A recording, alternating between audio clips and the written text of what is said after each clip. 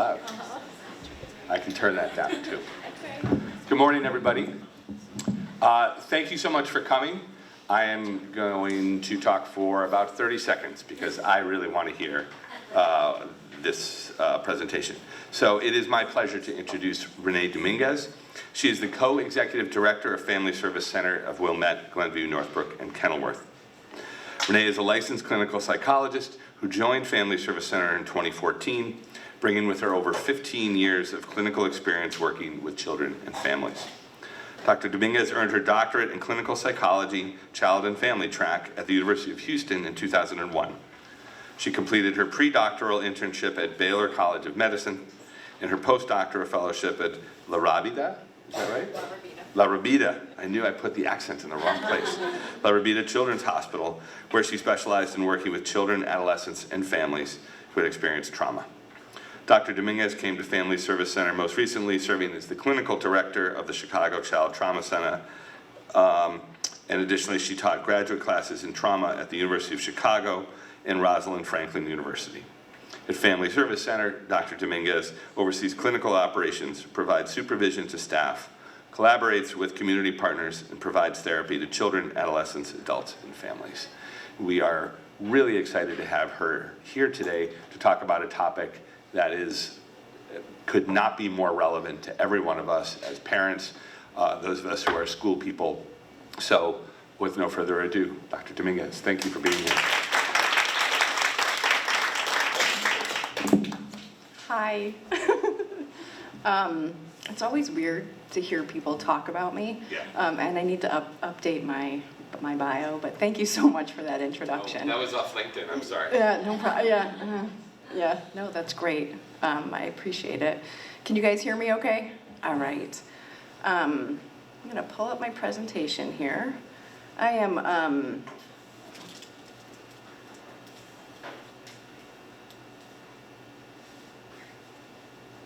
Okay. All right. So I actually am really honored to be here today. I feel like this is a really important topic, and I'm happy to talk with you about it. I want to be upfront. I, like all of you, are never going to be able to keep up with the trends in social media and the technology, and I think it's important for us to think about what that means for us as parents and how we work with our students and our children to be able to navigate a healthy relationship with technology. So I want to share that I am, in addition to being a psychologist, I am also the parent of two. I have two teenagers, freshman in college and a sophomore in high school. So I'm curious here, it's a bigger group, so I'm just going to ask by a show of hands. Parents of lower school kids? Okay. And then middle school kids? Okay. And then high school kids? Okay. So we've got quite the range. All right. So that sounds great. Okay. So I do have, I think, something in here for kind of everybody. I was saying I was hesitant to include slides about introducing tech and that first device in this presentation. Then I got the feedback it would probably be helpful to be thinking a little bit about that, so I included that as well. I'm wondering, feel free to yell out or not, why you think technology is so tricky. Can't supervise them. You can't supervise it, right? As a high school parent. As a high school parent, it's really hard to, you're not gonna be able to control all of that. Any other thoughts? Yeah. It's socially constructionist. It's social constructionist. It's social constructionist. Fair enough. Yes. I don't totally understand it either, so Yeah. that's another category. Yes. Yeah. Like, what is going on? Right. And what is the allure for some of these kids? Someone had their hand up. Yeah. It's very consuming. It's consuming. Yes. People get sucked into it. Adults and kids, right? Absolutely. There's two of you guys. Why don't you go first?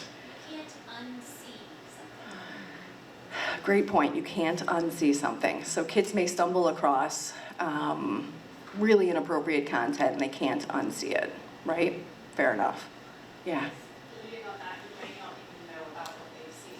Right. You may not realize that it's bad. Yes. Right. Yes.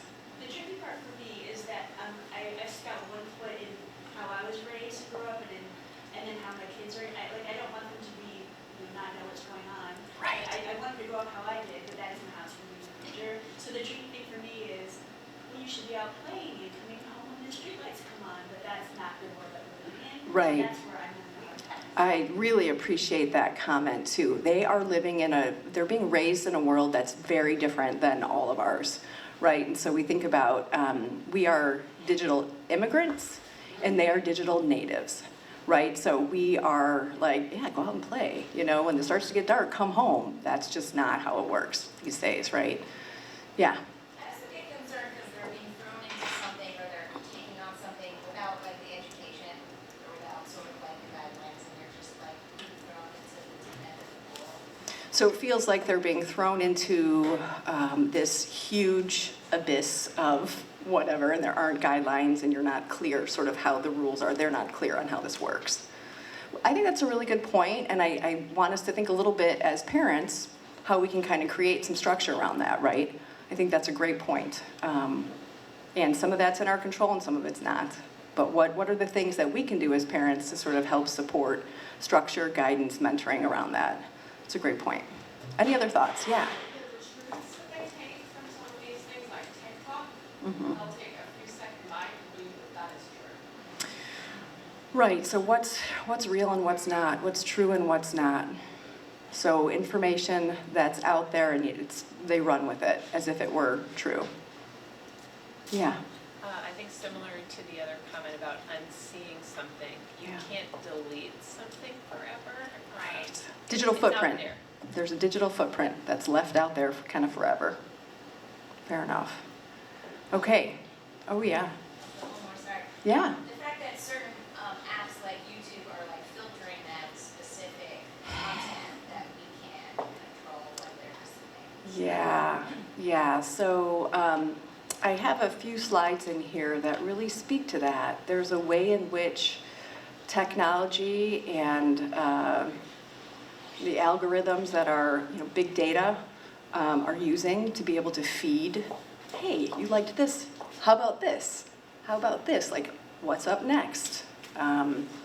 Yes, there's a way that just kind of comes, and there's difficulty in managing what's coming, and as a parent, you don't really know what's coming. Okay, yeah. In this sort of similar to what Janelle was talking about, as children we were often taught don't talk to strangers, but Yeah. that's very hard to control when you don't know who your children are talking to Yep.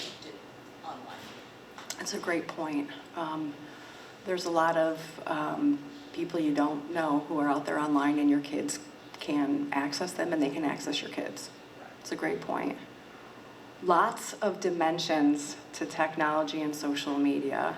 I appreciate the thoughts you guys are having about this and sharing them. I wasn't expecting that many comments. Thank you. I was like, all right. I had some ideas that I could share in case it was quiet, but I don't think we really need to do that.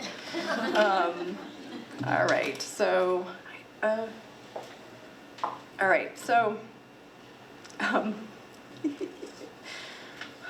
I want to honor us as parents and just acknowledge that parenting isn't stressful at all. This is Jessica, age 27, right? I really do think parenting is the hardest job on the face of the planet. And honestly, I worked on the South Side with trauma survivors. Like, parenting is hard, right? I think about all the things that go into parenting. And I want to name this now because part of what I want to do today is to help you think about, again, your role as a parent, what you bring to the table, and how you can address this issue of technology, social media, and parenting sort of all together. There's no one right way to parent. We don't really have a manual. There's lots of books, but there's not really a manual on how you do this. Our kids are growing and changing. How many of you here are like, oh, I got it? I remember when our kids were little, right? Like, oh, I got this developmental stage, and then it was like, and then they change. Like I just figured this out, and then, they move on to the next thing. They're like ever changing. You have more than one kid in your house, and they're vastly different. So how do you apply these rules, equally or fairly? I think about sort of the competing demands that parents have, right? You know, we're parents, we may be wives or husbands, you know, we're a friend, we want our kids to like us, we want to feel important, we might feel pulled to make sure we're teaching our kids, you know, the right things.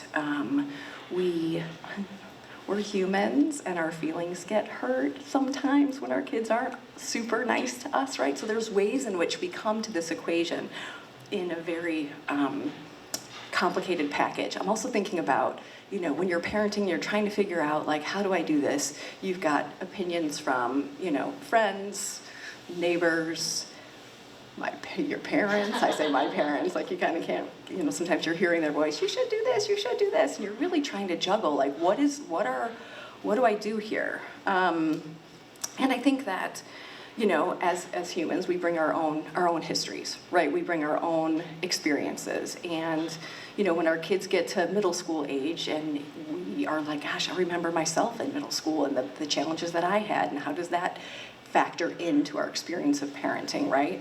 So we bring 40, 50, however many years, 35, I don't know, we have young people here, you know, to the equation, right, as we parent. And then you roll in this idea of technology that we didn't grow up with, and it just complicates things. So I want to just sort of honor that and name that. And poor Jessica. All right. So, these are just some considerations and reflections, and I lay this out here because I want to sort of plant the seed. These are some of the things that I want you to be thinking about and considering, and sort of at the end of this, hopefully there'll be some ideas about it. I can read it. How would you describe your relationship with your child or your children? What's working? What's not working? With regard to technology, what's working in your home? What's not working? How can you support your child or your children to use technology responsibly? Think of each of your kids. What are the specific things you can do with them to support a more connected relationship? I think that's super important. What are some specific communication strategies you can use? How can you help promote connection and wellness and manage the technology hook? And what are things that you can do to integrate technology in your home that are actionable, even if they're kind of small, right? So these are some of the things that I want you to be thinking about as we go through some of these slides. I really didn't need these, but okay, this is an overview. There's a lot in here. There's really two things that I'm going to be focusing on today, and it's broken up into different parts in here. Technology in our lives, right? I am not an expert on social media. I'm not an expert on safety measures. I don't know all the apps that control the times and the this and the that. I'm not a safety person around apps, sort of the monitoring tools. I'm a psychologist, right, by training. And I think about the way in which this interfaces in our lives and our kids' lives. And I think about the impact of this sort of ever-evolving frontier on our experiences and our mental health and our functioning, right? So I'm going to be talking about technology in that context. I'm going to be talking about parenting. And again, what you bring to the table as a parent. And I'm going to encourage you to focus on your own experiences, your own reactions as we walk through some of this, because that's what you bring to the table with your relationship with your kid. And that's where the good stuff happens. That's where you guys have power and control, not over your kids, but influence in supporting their use of technology. I believe very firmly that we as parents don't create this problem, but we can be part of the solution, and we can be part of supporting our kids and growing and developing in a healthy manner as we integrate technology in our lives. So my original slide, I realized didn't have any. I was going through like all the problems with technology and social media, and I was like, I should probably start off by saying there are some things here that are helpful, right? So these are just some uses of technology, right? Just to put in a frame, I don't want it to be all bleak. because it's not, right? We can learn. There's educational information. We can do research. You can get news. People can create and consume content. You can play games, even games like Wordle, right? So, thinking games that make you use your brain, not just mindless bubble poppers. You can shop. There's communicating. I think about the use of technology during the pandemic. Like, that was actually a really good use of technology. We were able to connect, at least, when, the circumstances otherwise really didn't allow for it. So social media, blogging, texting, emailing, FaceTiming, Zooming, gaming. What am I missing here? Any other uses of technology? Just throwing them out. Okay. It's pretty powerful. I find this slide funny. As all of you mentioned, the internet is pretty powerful, and we can get information that seems like it might be accurate, and the reality of it is maybe it's not, right? So we need to be mindful of the power of what's going on behind it. I think that really the point of this slide is to highlight, and I named this earlier, that as time passes and there's more focus on technology and there's more focus on the internet and communication through the internet, we are learning as a society how to use this to, quite frankly, I want to say manipulate is probably a strong word, but really work to target people to behave in particular ways. So basically, has anyone here seen the documentary Social Dilemma? I highly recommend that. So it's really kind of what I'm getting at here, and I'm not doing a very good job of explaining it.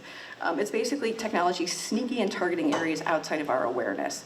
So behavioral science research are creating apps and the devices and the interfaces so that they're targeting us. So in a way that they're taking what we know about the human experience and creating opportunities for us to get excited. How do the bells, the colors, the sounds, the timing of things coming in literally create a bit of a dopamine spike for us and pulls us in. It makes us more interested, it engages our attention and keeps us focused. The timing of it, the variable ratio scheduling of when these rewards come in, really it's designed to keep us hooked. It's designed to keep us on the platform, unbeknownst to us at some level, right? Have you ever been on, I don't know if you go Facebook or Instagram, and suddenly there's an ad of something that you were looking at earlier in the day, and oh, by the way, this is in your cart, are you gonna return to this? Like it's very precise, it's very personal, and it's designed to pull you in. So it's really important to sort of be mindful of that. I'm going to read this. This is from Tristan Harris, co-founder and president, Center for Humane Technologies, former design ethicist at Google. Technology has infused itself at a very intimate level with how we form our identity, how we form relationships, how we make choices and make sense of the world. Social media and the smartphone have allowed the influence and manipulation of human biases and weaknesses. They can overwhelm our psychology in ways that we simply aren't aware of. The prevalent business models and technology are entirely based on manipulating human weaknesses. Pretty strong statement. He says it much better than I did. But it's just important to be mindful that there are ways in which this is designed to target us and to pull us in. And part of what we need to do as people, but then as parents, is to be mindful of how do you manage that? If we don't even know how we're getting pulled in, how do we set boundaries to make sure we minimizes the likelihood that we get pulled in? So there are a ton of social and emotional considerations, right? And I want to spend the whole day talking about these. And I want to highlight the ones that as a psychologist I see come into the office, I see play out pretty strongly. And this is definitely not an exhaustive list, but these are things that I think really stand out.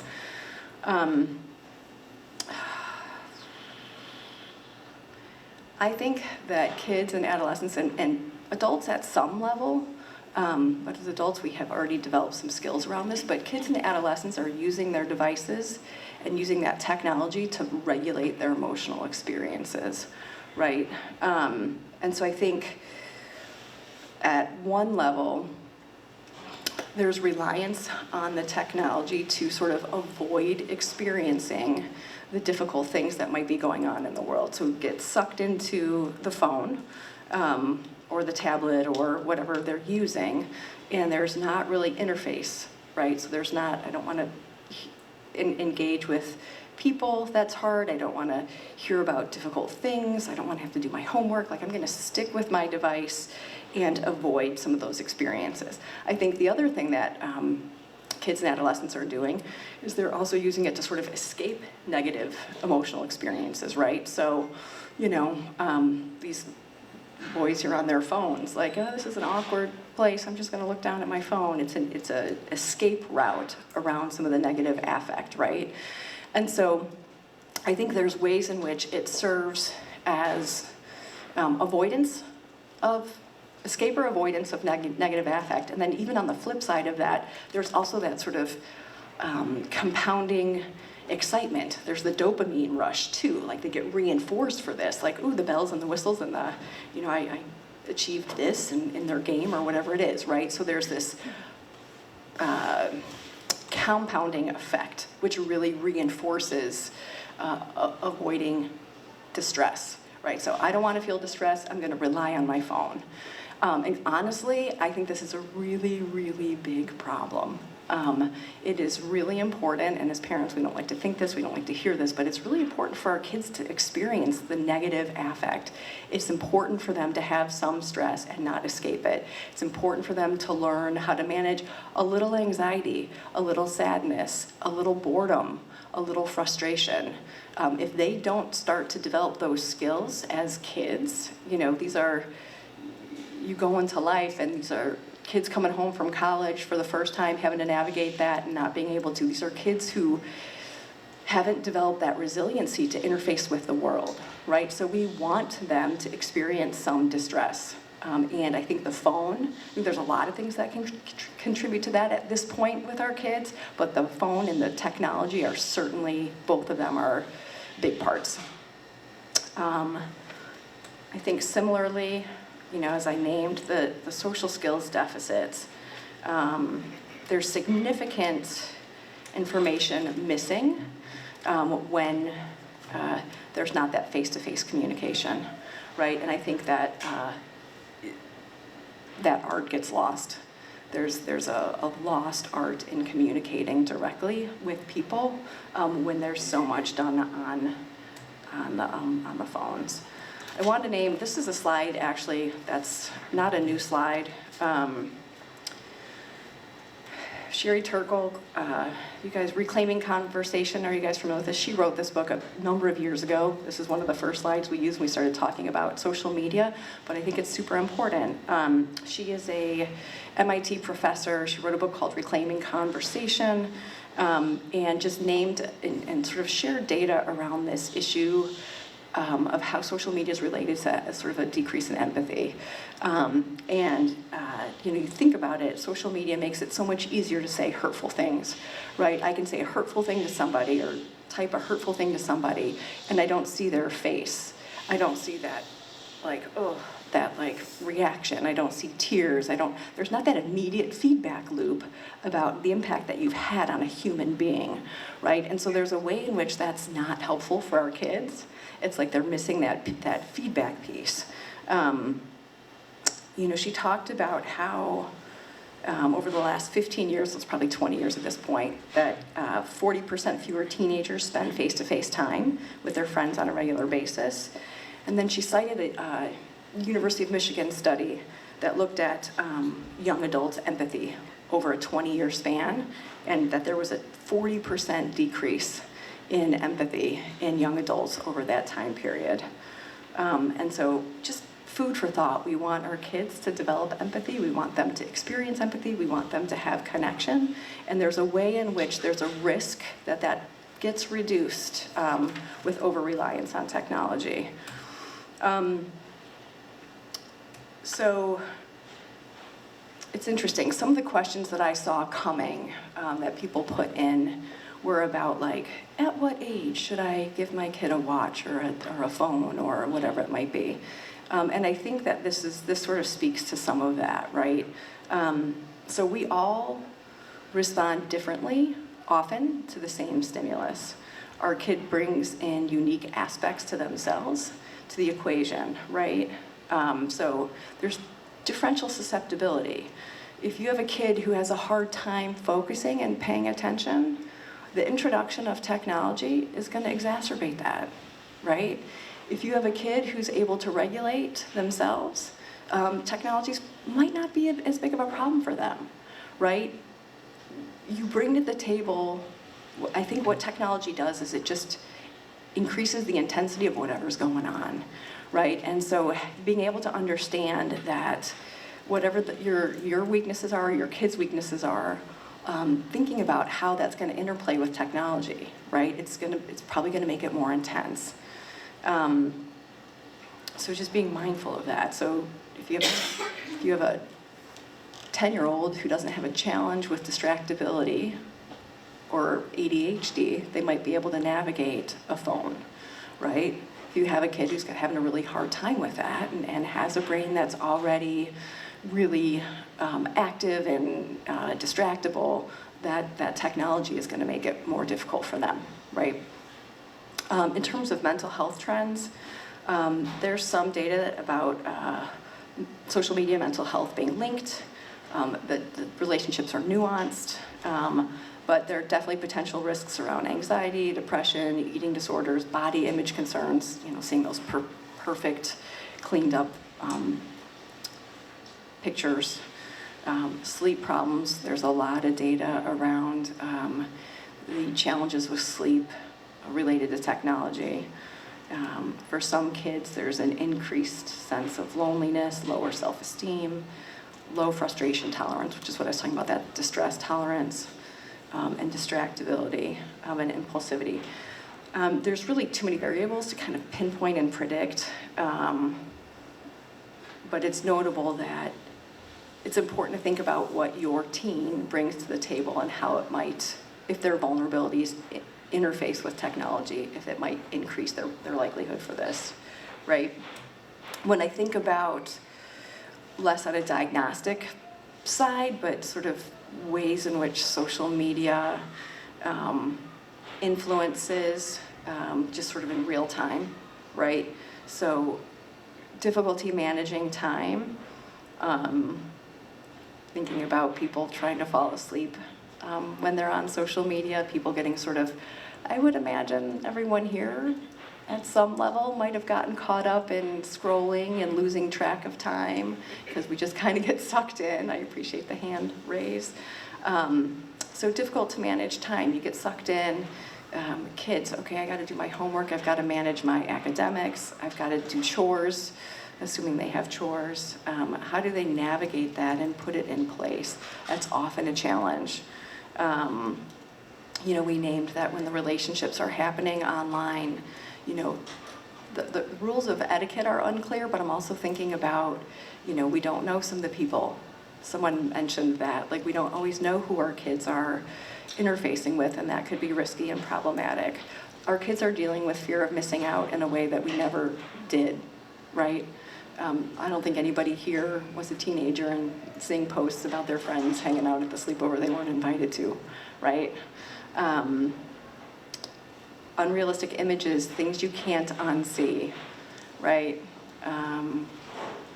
That might be from the shark, the walking shark, all the way to pornography, right? Things that aren't realistic or you just can't unsee.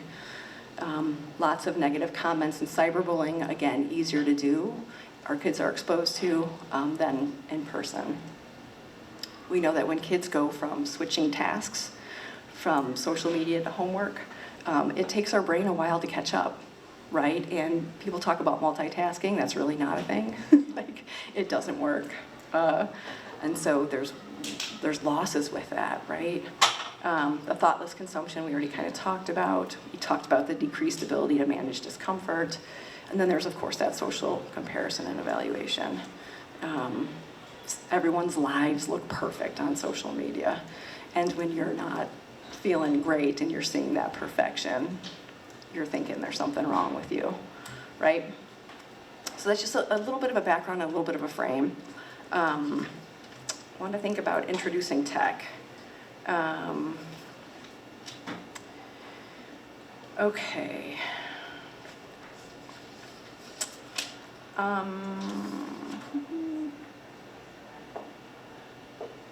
Okay. Consider digital training wheels. Anybody have any ideas about what that might mean? Okay, so I think about how we, as parents, I think at this point, have worked really hard to help our kids navigate their worlds. We've set up play dates.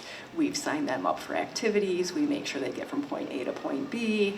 We're in a generation where we're, I don't want to say over-involved, but we're really involved in what our kids do, I think, by and large. And when it comes to technology, sometimes there's like, okay, here's your phone, go, right? And so the idea is that we want to try to give them some digital, we want to do some supporting and mentoring and easing into the technology world, right? So training wheels, what might that look like? What are some things that you can do? I wonder if anybody here's done anything. What can you do to sort of mentor your kiddo in using technology and helping them to sort of start doing technology and start using digital devices? Has anyone had any success with introducing technology in small ways? Yeah. We started with watches so that they only correspond with us. Okay. We don't text them during school. Okay. So they understand The boundaries. with that. Okay. They also have limited functionality. Okay. And stuff for that and stuff. I don't know if you guys can hear that. She's saying they started with watches. So her kids only communicated with them. They didn't text them during school. So there's some boundaries around that. And limited functionality. So they probably weren't accessing the entire internet. Okay. Anybody else have any other ideas? No.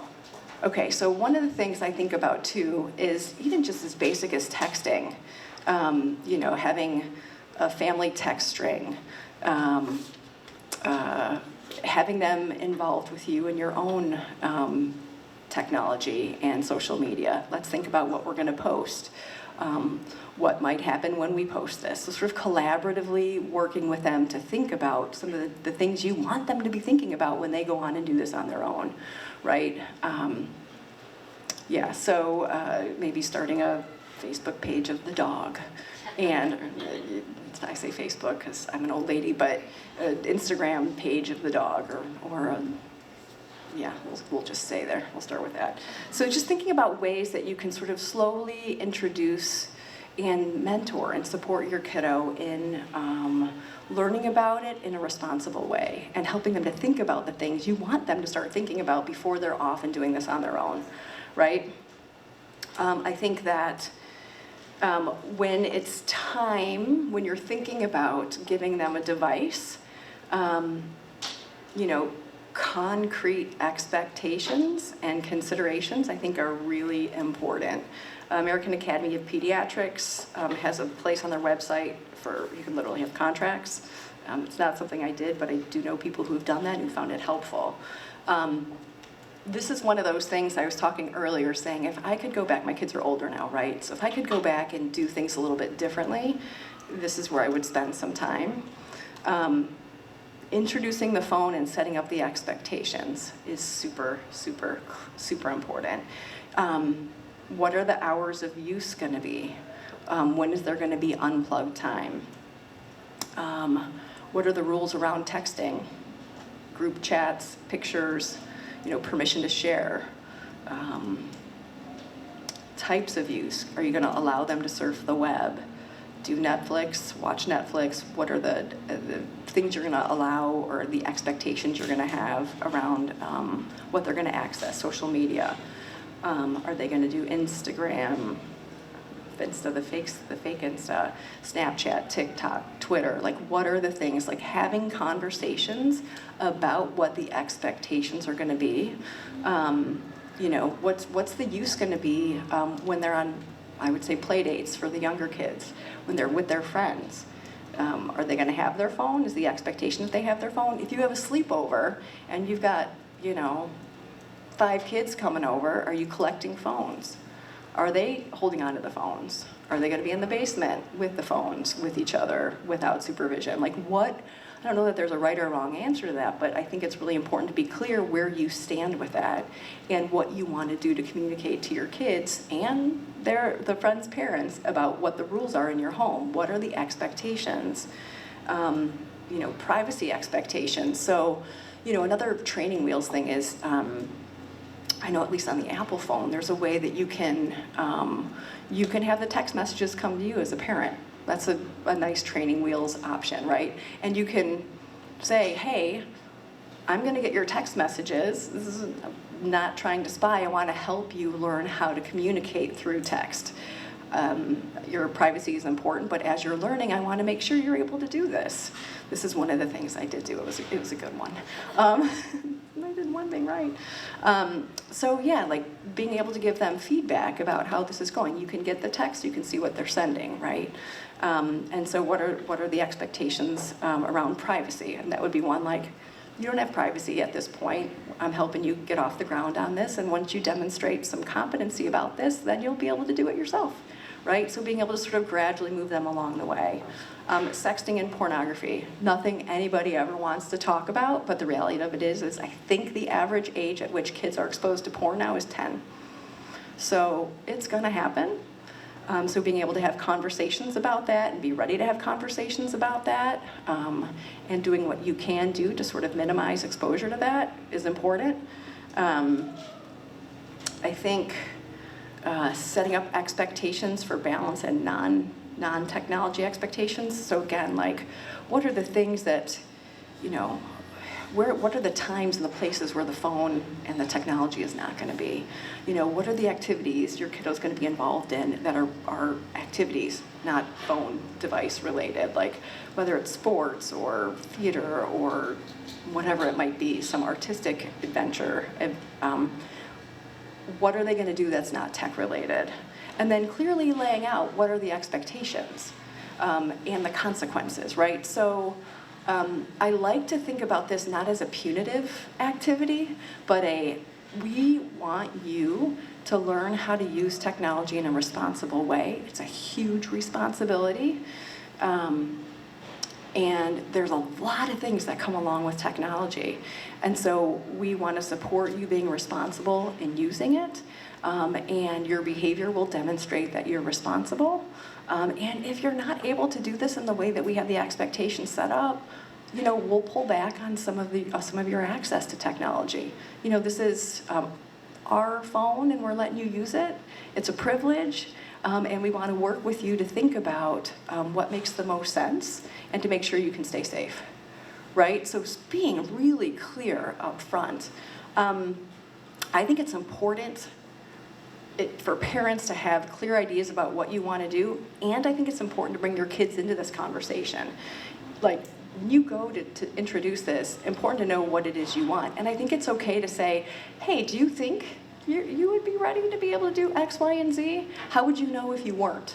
You know, start having these conversations and getting your kid thinking about what goes into this and when it might not be good for them.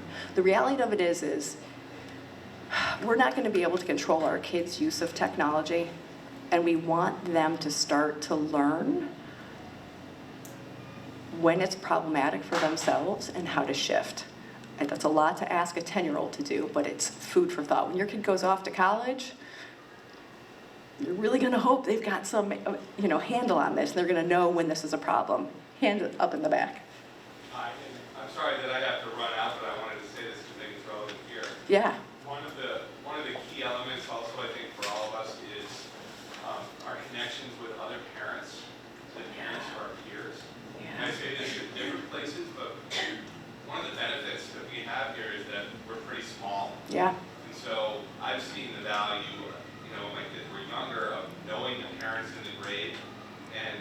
talking about some of these things with parents as well as my own kid. Yeah. So like, what are your rules? What are your rules? Yeah. Even within a friend group, Mm-hmm. that is one more lever that we can push a little bit here. Mm-hmm. We can know each other a little bit better. I think that makes great sense. It gets tricky when people have different ideas about what should happen in their home. Yeah, but there is something about also learning from each other, like what has worked in your home, what hasn't worked, and being able to have those conversations and to be able to clearly communicate, these are the expectations when your kid comes over to my house as well, right? I appreciate that input.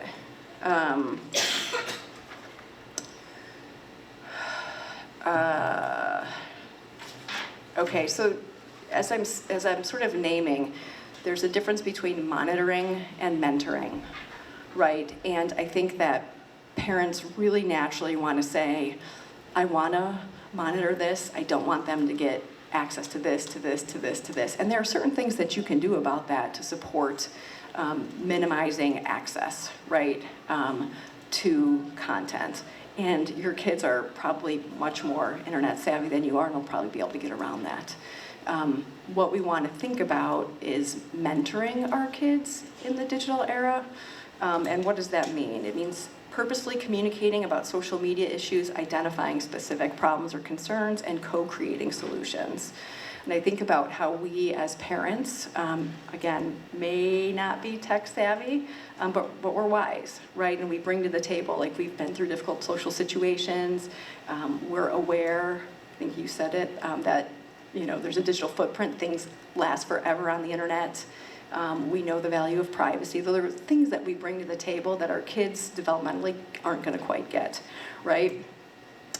We know that there's not an app that's going to be able to raise our kids in the digital era for us, right? That would be great if there were. There's not.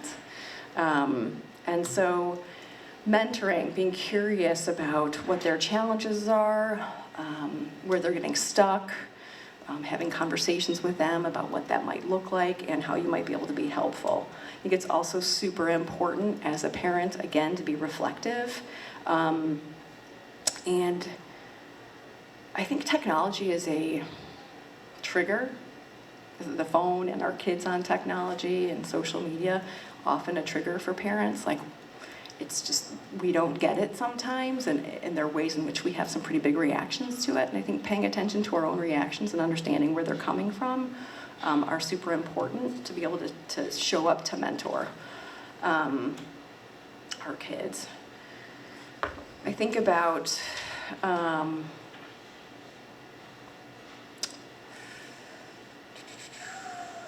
I'm just thinking about modeling and mentoring and the digital etiquette. There's so much content here, you guys, sorry. I pulled stuff from different presentations and it's a lot. You guys still with me? Okay. So I think I'm going to talk a little bit here in a little bit about communication with your kids, because I think that's really, the relationship and the communication is really core. And it kind of pops up in here. Being able to talk with your kids about the way you manage your own digital communication, it's a way in which you can model and mentor them. So how do you handle conflict if a situation comes up? Being able to talk out loud with them and share with them in a developmentally appropriate manner, so depending on where your kid's at, right? Our kids have a different, I think, experience than we did growing up. They feel like they've got to be available and accessible 24/7. Have you noticed that in your kids, where they feel like they have to be able to respond to the snap that comes in, or they don't do a lot of texting these days. The communication that comes in is usually snap, that they've got to respond quickly, and if they haven't, I'm left. They've been opened and they haven't responded. They've got to be available and responding very quickly. And it's really the social comparison, noticing, talking with them about how there's this tendency to compare ourselves with those in social media in ways that are really unrealistic, right? Those images aren't realistic. They're sort of the perfect shot, right? So being able to talk about how you do that. Again, I've already named considering letting your kids participate in social media presence, decide what you're going to post, what to view, what to endorse. help your kids think about how to respond. This is collaborative problem solving with your kids around technology. You know,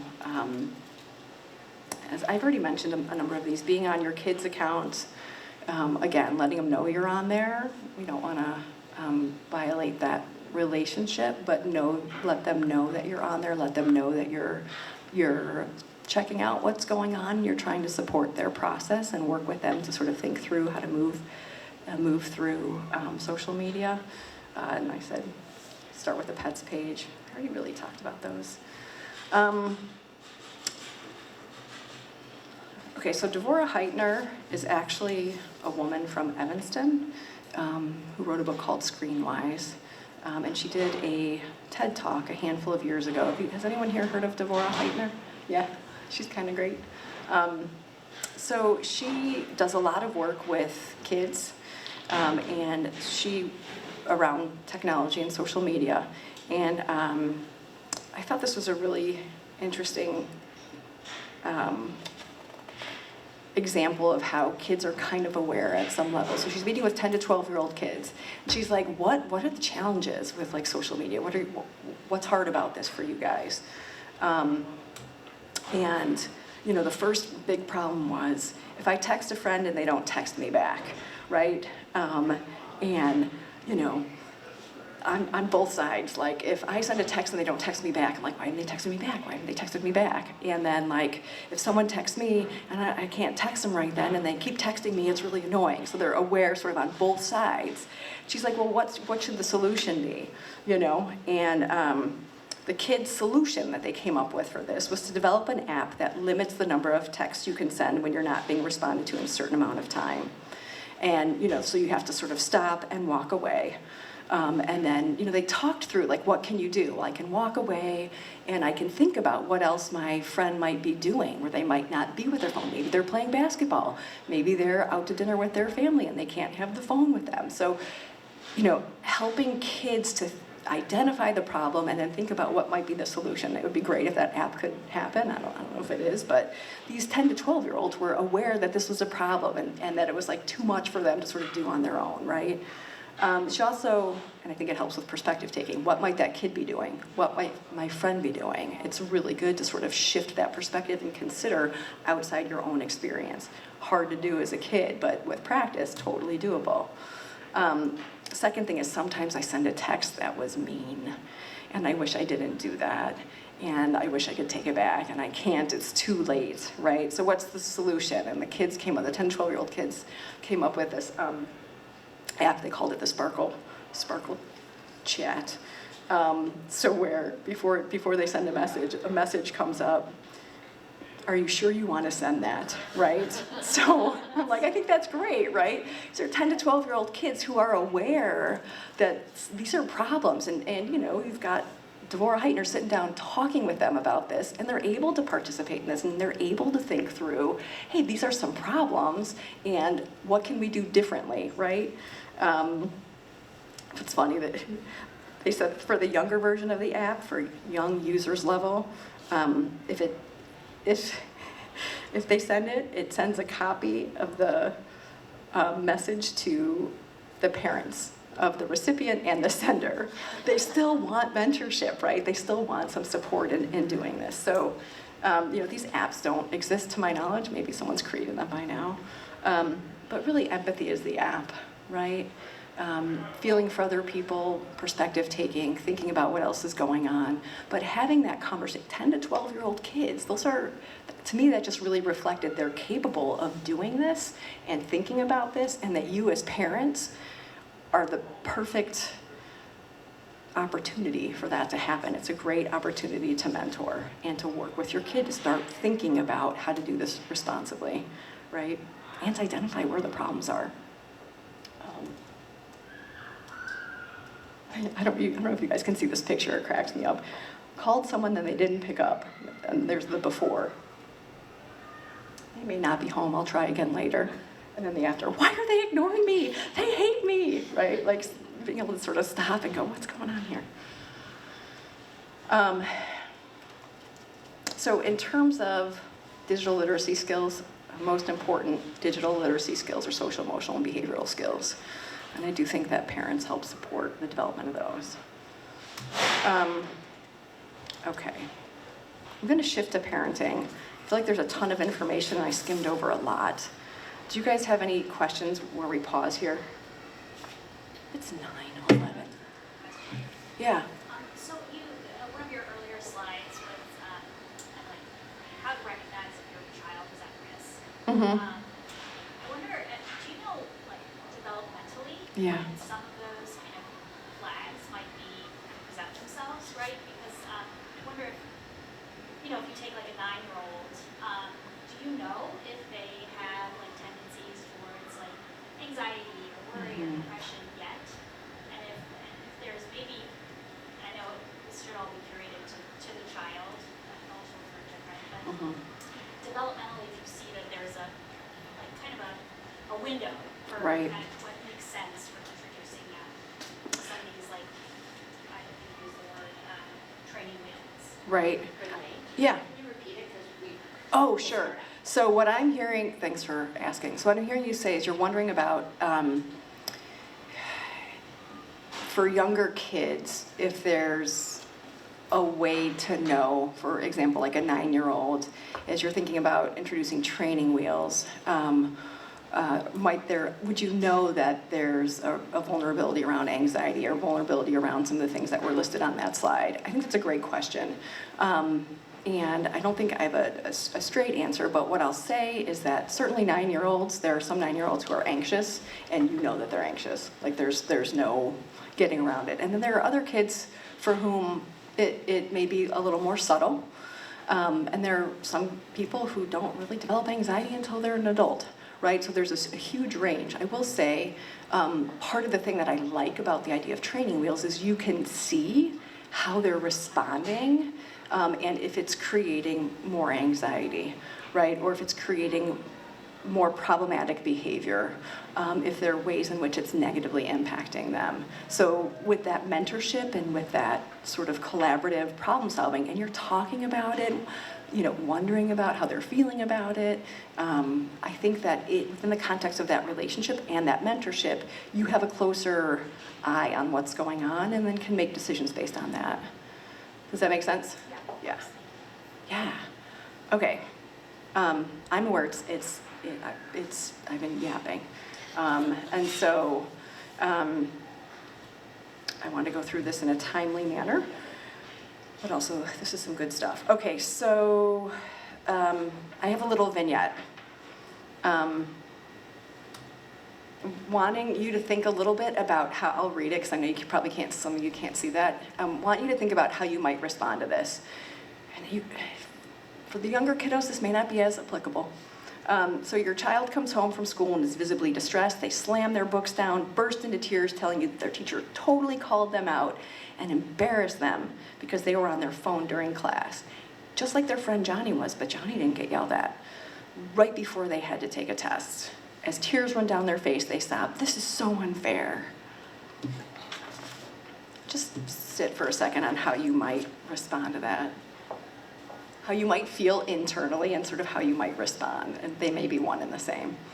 So I'm gonna, does anyone want to share how they might feel about that? No? All right, we're gonna keep going. Okay, so these are some potential reactions. You should not have been on your phone. You never follow rules. Haven't I taught you better than that?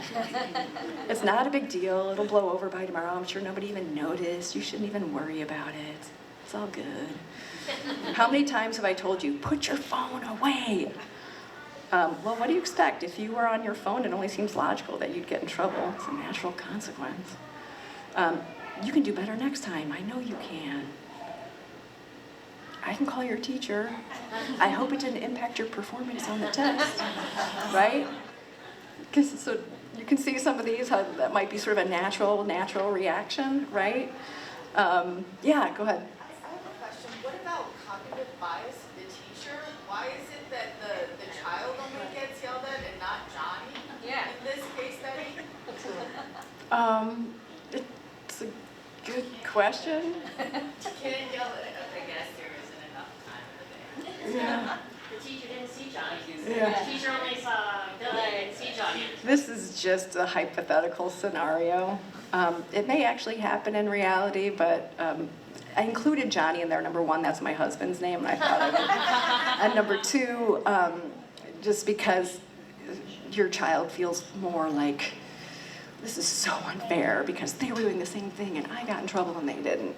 So just kind of highlighting that. So all really reasonable reactions, not reasonable, natural reactions, right? This might be sort of what gets pulled up for you. There may be some unintended consequences related to it. Do you have a question? I do, actually. Yeah. I have a child who always gets caught doing something naughty, and one who doesn't. I'm actually asking. So I always tell him you should take a page out of your brother's book. What does he do that doesn't get caught? Like, is that wrong? I don't know. Oh, I'm so not the judger of right or wrong at all. I will never judge you around that. But it's a really good question. I wonder what the one's doing and he's getting away with it. I don't know. It's fair enough. So these are really sort of natural reactions, right? And I do think there's some sort of negative unintended consequences to it, right? Without empathy or validation of the emotional experience, your kid's going to feel really misunderstood by you, right? They'll likely not hear anything that's coming out of your mouth. They may feel worse after this. And it's really a relationship misstep, right? And they may decide not to share with you the next time, right? There's a way in which it kind of can create a barrier in the relationship. Kid walking away going, well, that wasn't helpful, So I bring this sort of scenario into this talk today to sort of encourage you to think about what you might have going on internally related to sort of technology and your reactions to your kids. Sort of what might be driving your reaction.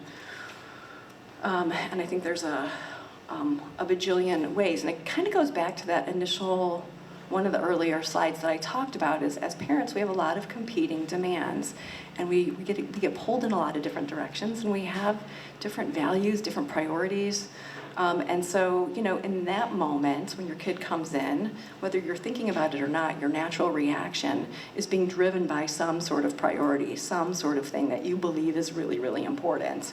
And so I'm just going to lay a few things out here. You think your job is to teach your kid life lessons. Oh, life lesson. Your job is to ensure that your kid follows the rules. Your job is to reiterate the expectations. You're uncomfortable with your child's negative affect. You want him or her to feel better, right? So that sort of cheerleader, like, it'll be okay. We have a hard time seeing our kids feel uncomfortable. You don't think it's a big deal and you don't agree. You kind of get irritated with the drama. Like, what's the big deal? You think your child behavior reflects badly on you. Like, what's the teacher going to think of me? You want your kid to succeed, not fall short. You want to keep up with the Jones family. Their kids don't get in trouble. We all laugh, but there's some level of that, right? There may be. Or you might be triggered by the phone, by the disrespectful behavior, if you're perceiving it that way. So there's a lot of ways in which, you make your reaction's coming from a real place. It's an honest place. It reflects a priority, and it might not be so helpful. Is your knee-jerk response working for you? If you are in any of those responses, and that's how you respond to your kiddo, is that working? Is it helpful? Is it strengthening, your relationship with your kid? Probably not, right? And what I would sort of propose is that, that's really loud. Thank you. I'm a little distracted. What I would sort of just encourage you to think about is whatever that priority is, being aware of it, super important, and then also being aware that the goal of connecting with your kiddo and working with your kiddo and collaborating, collaboratively problem solving is probably a primary goal that should be reconsidered, and all the other goals can kind of fall in place from that. So the goal being to connect with your kiddo, create a safe environment where you can have open communication. I don't know if you can see this. Trees obscuring view of forest, next 5 miles. A couple of folks who've written some really awesome books and have really great ideas just reiterate this idea. A strong connection with a parent is the closest thing to a silver bullet for preventing mental health problems in kids. Sticks, Rudd, and Johnson, these guys are awesome. A relationship with one loving and attuned parent or caregiver is the single most protective factor for any child. Again, I think you as parents, we as parents have the ability to really help our kids. I don't think we cause these problems, but I think we can be part of the solution and really be helpful. This is a related side note, kind of tangent, but it goes back to sort of our knee-jerk reactions. Maybe I should skip it given time, but I'm gonna go ahead and say this. Study done. They had kids try to complete a nearly impossible task on a computer. It was purposely designed to be really hard. They instructed the parent to sit next to the kiddo and told explicitly, do not help your kid in this task. All right. And what they did is they measured the stress responses in the parent and the kid. So they looked at the cortisol levels in parents and kids, right? And so time after time, parent jumped in and helped their child do the task, basically did it for them. Parents became increasingly distressed as their child wasn't able to complete this task. What happened to the parent's physiology when they helped? They felt better. What happened to the kids' physiology when the parents helped? It went up, right? So I'm just naming that our parent physiology, we have to get used to feeling uncomfortable and monitoring that and not jumping in, right? It's not helpful for our kids often. I don't want to go into this, but basically when we are, this is another parent physiology, kid physiology thing. Have you guys know Dan Siegel, Flipping the Lid? Anybody? No? Yes, okay, one person. So basically when you are exposed to something that you perceive in the environment to be stressful, a threat of some sort or another, your body garners resources for fight, flight to be able to protect yourself. And there's so many false alarms in the environment, so we get jacked up pretty quickly. It's anxiety feels that way, that physiology. When that happens, this is your brain, handy model of your brain. This is your prefrontal cortex. This is where you do your thinking. This is sort of your emotional brain. When your brain interprets a threat, you flip your lid. And you can no longer think. You are being run by your emotional brain, right? So if your kid having a phone in class and being on it comes home and tells you about it and that triggers you, you're like, what's going on, right? You're not using your thinking brain. So it's important. I name this here just because I think it's part of what happens to us when we respond. It's part of what happens to our kids when they respond. And it's really important to be aware that we're not using our thinking brain and to step away. It's time for mommy to take a time out or daddy to take a time out and to calm, re-engage, to then be able to have a reasonable communication with your kiddo. You can't really have the best communication, and neither can your kiddo when your lid is flipped. So you've got to get it back on by calming. And that's a whole other presentation. But I wanted to name that physiology contributes to these reactions. All right, helping our kids. We want to develop and foster a relationship through consistent, positive, shared experiences. So if all you're doing is having conversations about technology and monitoring it and having conflict about it, it's really not helpful, right? So we've got folks in here who have kids who are younger. Awesome. You can do this with older kids too, but can you hang out with them? Can you spend an hour a week with your kid doing something in a low stress, low conflict environment? Can you create routines? Can you create traditions? Can you create positive time where you have a relationship that's about being connected and enjoying things so that when these harder things come up, it's easier to have a conversation. They trust you, they know you, they like you, they're engaged with you, and it's easier to be able to sort of follow through and have these kinds of collaborative problem-solving conversations. helping our kids, managing your own emotions, knowing when you flipped your lid, being able to put it back on. Important to use curiosity and compassion and provide empathy and validate. I'm sorry, you guys, this is a lot of information.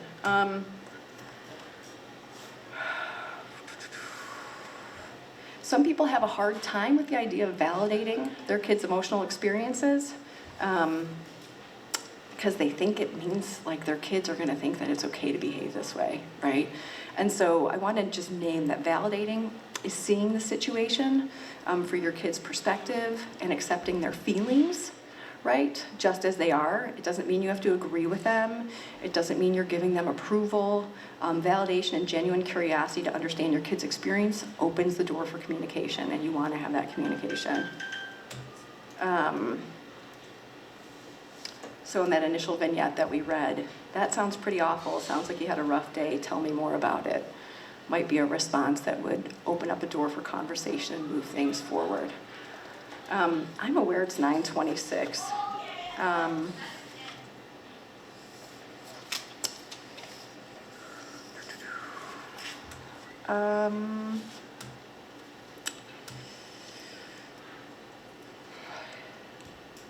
What I'd like to do is go through a couple more slides. Is that okay with you guys? Or do you want me to stop and we can have a few questions, time for questions? Sorry. Move forward. All right. A few communication strategies, and I can send the slides too. Yeah. A few communication strategies. Again, empathize and validate their emotional experience. That sounds really hard. I can see why that would upset you. Starting with agreement. A lot of times we start with like, no, you can't do that, right? Can you start with agreement? Yes, I can see that you're frustrated right now. And then go into the other part of whatever you wanted to say. Can you notice what's going on and wonder with them? Genuine curiosity opens the door for understanding and communication. I noticed that your brows are furrowed and you look upset. I wonder what's going on. Sort of paraphrasing what they've said, the wig, it's called wig, what I got. What I got from what you just said is that you don't think it was fair that the teacher yelled at you and that other people were doing the same thing and didn't get in trouble. So just sort of paraphrasing, letting them know that you understood what they just said. I have a different perspective. Would you be willing to talk? Again, being curious, wondering aloud, asking, how can I help? What do you need? What are your concerns? What are the hardest parts? This is, I think, a good one too. Soy, some other you. This is putting it into practice, one of the ways in which you can approach your kiddo. The dilemma. Phones, social media are distracting while you're doing your homework. So you can see this kid's got a phone on the table and he's trying to do his homework and you're aware that it's really distracting to your kid. So one solution is to modify the physical surroundings, right? And so using this strategy of communication, soy, it might look something like this. Some people find it easier to do homework if their phone's in another room. Other people find that putting the phone in a drawer or face down with notifications off across the room helps. What about you? What do you want to try? Right, so here's a couple of options. Which one are you going to do? Right, so laying it out for them. But it's not saying, this is so distracting, get the phone out of here, you're not getting your work done. Right, there's a way that it's sort of gentle and it gives options and it helps them to think about what might actually be helpful. I think I should stop there. This is just a putting into practice. I was going to ask you guys, well, let's end here. Tell me what you might say to communicate to your kiddo. You're out to dinner with your family. This is if you're out to dinner with your family and you haven't collected the phones and put them in the center of the table. So it means your kids got their phone.